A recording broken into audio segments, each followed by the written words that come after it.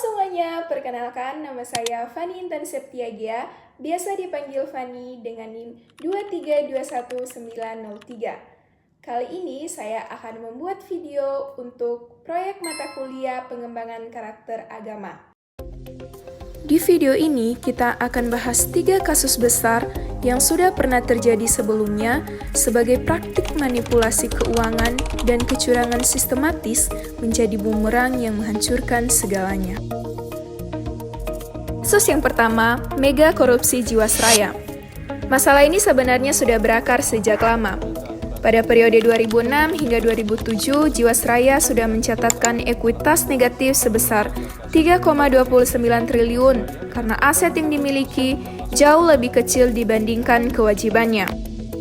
Puncaknya terjadi pada produk investasi JS Saving Plan.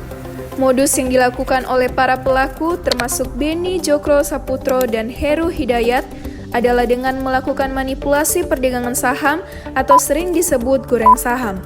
Mereka menggunakan uang nasabah Jiwasraya untuk membeli saham-saham yang secara fundamental buruk agar harganya terlihat naik signifikan di atas kertas. Padahal secara nyata perusahaan-perusahaan tersebut telah merugi dan tidak layak investasi. Akibat praktik korupsi dan salah kelola ini, negara dirugikan hingga 16 triliun. Jiwasraya pun gagal bayar klaim nasabah yang jatuh tempo pada 2018 sebesar 802 miliar. Kasus yang kedua, skandal akuntansi Enron. Di skala global, skandal Enron tahun 2001 tetap menjadi sejarah kelam kegagalan korporasi akibat manipulasi laporan keuangan yang sistematis. Perusahaan ini menggunakan metode mark to market untuk mengakui keuntungan masa depan sebagai laba saat ini, serta memanfaatkan special purpose entity guna menyembunyikan tumpukan utang agar neraca terlihat sehat di mata investor. Kebohongan ini mulai runtuh setelah pengunduran diri CEO Jeffrey Skilling dan adanya laporan internal dari Sharon Watkins yang berujung pada kebangkrutan Enron serta pembubaran KAP Arthur Andersen. Dampak dari skandal ini akhirnya memicu lahirnya regulasi baru yang memperketat standar audit serta aturan akuntansi di seluruh dunia guna mencegah manipulasi serupa terulang kembali. Kasus yang ketiga, korupsi pembiayaan ekspor LPEI. Menteri Keuangan bersama Jaksa Agung mengungkap adanya kecurangan atau fraud terkait pemberian fasilitas kredit kepada sejumlah perusahaan debitur.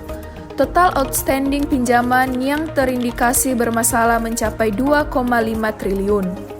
Kasus ini sebenarnya sudah terdeteksi sejak tahun 2019, namun baru dilaporkan secara resmi ke Kejaksaan Agung setelah melalui penelitian mendalam oleh tim terpadu. Dari ketiga kasus tersebut, dunia mencatat skandal Jiwasraya, Enron, hingga LPI sebagai sejarah kelam. Di balik angka-angka fantastis, tersimpan manipulasi sistematis yang menghancurkan kepercayaan publik. Manipulasi mungkin memberi kekayaan instan, tapi ia meninggalkan hutang moral yang menghantui batin. Ada ketenangan batin atau inner peace yang tidak bisa dibeli dengan hasil kecurangan, yakni ketenangan saat kita tahu bahwa apa yang kita miliki didapat dengan cara yang halal dan penuh integritas. Pada akhirnya, perlindungan terbaik bukanlah sistem akuntansi yang paling canggih, melainkan keyakinan pada perlindungan Tuhan. Karena hidup yang bermakna bukan tentang seberapa hebat kita mengakali keadaan, tapi seberapa jujur kita menjaga amanah.